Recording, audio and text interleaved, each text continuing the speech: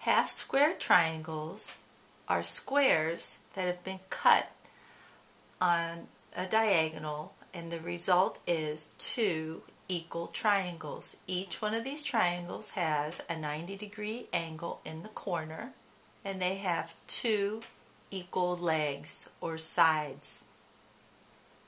Half square triangles are very popular in quilt blocks. There's a fast way to make these by using your rotary cutter. The rule is that you need to add 7/8 of an inch to the finished size. So what does that mean? Let's look at this 6-inch pinwheel block. That means when I sew this block into my quilt, it's going to be 6 inches big. This pattern does not have a seam allowance on it.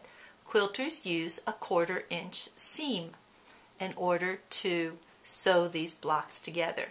So this is a 3-inch square right here. If I were to cut that in half, this side would be 3 inches and this side would be 3 inches, and that would not help me put this block together. So instead I need to add seam allowance.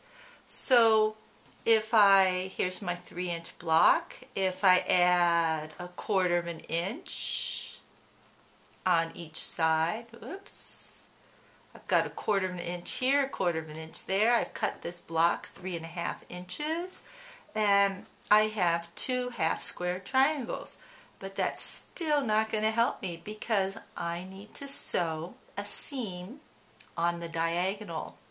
That means that I'm going to not only have to add a 1/4 of an inch on this side and a 1/4 of an inch on that side, but I'm also going to have to add a seam allowance in the center here. A 1/4 of an inch for this triangle and a 1/4 of an inch for this triangle. And because it's on a diagonal, you would think it would be a 1/4 and a 1/4 makes a half, but because it's turned, it's not quite a 1/2 of an inch. It works out to be 7/8 of an inch. And so I've cut this square at 3 7/8 inches. The finished size was 3. I add 7/8 of an inch to that. So I've cut this 3 7/8 inches. And that means I'm going to have enough seam allowance to sew this square, this triangle, these two triangles into my finished quilt block.